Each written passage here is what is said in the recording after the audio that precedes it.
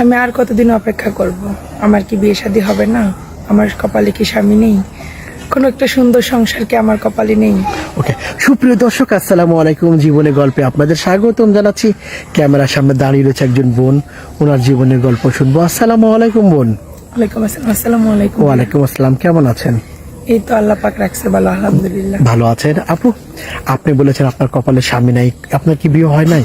না, আমার বিয়ে হয়নি। বিয়ে হয় না? কেন বিয়ে হয় না বা কেন হচ্ছে না? সেটা তো আল্লাহ পাকই ভালো জানে, সেটা তো আমি আর জানি না ভাইয়া। আপু, আপনার নাম কি, কোথায় থেকে এসেছেন, বয়স কত? আমার নাম মিষ্টি, আমি ঠাকুরগাঁও থেকে এসেছি, আমার বয়স 24। 24 বছর। লেখাপড়া কত দূর? আমি ইন্টার পর্যন্ত লেখাপড়া করেছি। ইন্টার পর্যন্ত লেখাপড়া করেছেন। আপনার স্বপ্ন কেমন ধরনের জীবন সঙ্গী চাচ্ছেন, সে কেমন হতে হবে? আমার স্বপ্ন যে আমার স্বামী যেমনই হোক না কেন, সে বুড়া হোক বা জোয়ান হোক, সেটা কোনো সাবজেক্ট না, যেন সে ভালো মনের একজন মানুষ থাকে, আমার সারা জীবনের দায়িত্ব নেয়, আমাকে আগলে রাখে, এমন একজন মানুষ চান? এরকম একজন মানুষ চাই। মানে বয়সটা কোনো বিষয় না? বয়সটা কোনো বিষয় না, বা 4 বাচ্চার বাপ থাকে, কোনো সমস্যা নেই। দারুণ একটা কথা বলেছেন। 4 বাচ্চার বাপ থাকলেও সমস্যা নাই? সমস্যা নেই। 4 জন বাচ্চারা মানুষ করতে পারবেন? পারবো ইনশাল্লাহ। এমন ক্ষমতা আছে, মানে ধৈর্য শক্তি আছে? হ্যাঁ। ধৈর্য শক্তি। স্বামীকে তো ভালোবাসতে হবে, বাচ্চারা ভালোবাসলে হবে না তো? আমার স্বামীকে আমি অনেক ভালোবাসবো, মানে এক কথায় অনেক ভালো একটা বউ হব, যেন বলে যে না, আমি কপাল গুনে একটা বউ পেয়েছি। লক্ষ্মী বউ, লক্ষ্মী একটা বউ হব। লক্ষ্মী সুন্দরী নাকি? সংসার সুখের হয় কিসের গুণে? রমণীর গুণে। রমণীর গুণে। তেমন একজন রমণী হতে চান তার জীবনে, তাই না? আচ্ছা, আপনার সাথে যোগাযোগ করবে কিভাবে? আমার সাথে যোগাযোগ করতে হলে আপনাদের এখান থেকে যোগাযোগ করতে হবে। আমাদের সাথে যোগাযোগ করতে হবে, তাই না?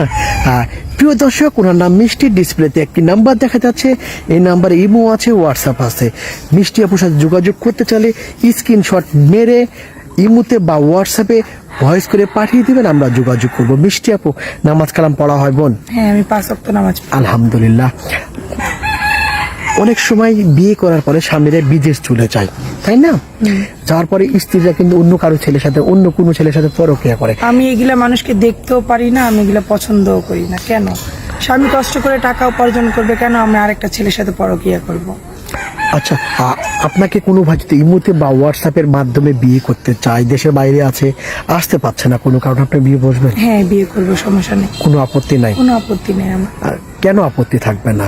কেন থাকবে না? কারণ সে তো বিশ্বাস করে আমার উপর বিয়েটা করছে, তো সে যদি এত কষ্ট করে দূর থেকে করতে পারে, আমি কেন করতে পারবো না? প্রতারণা করবেন না? না, না, কোনো বেইমানি করার ইচ্ছা নাই? প্রতারণা বেঈমানদের পছন্দ। বেইমানি করলে কিন্তু আমরা ব্যবস্থা নেব। হ্যাঁ, হ্যাঁ। আপু ভালো থাকবেন, মিষ্টি আপু ভালো থাকবেন। আপনারা ভালো থাকবেন। আসসালামু আলাইকুম। ওয়ালাইকুম আসসালাম।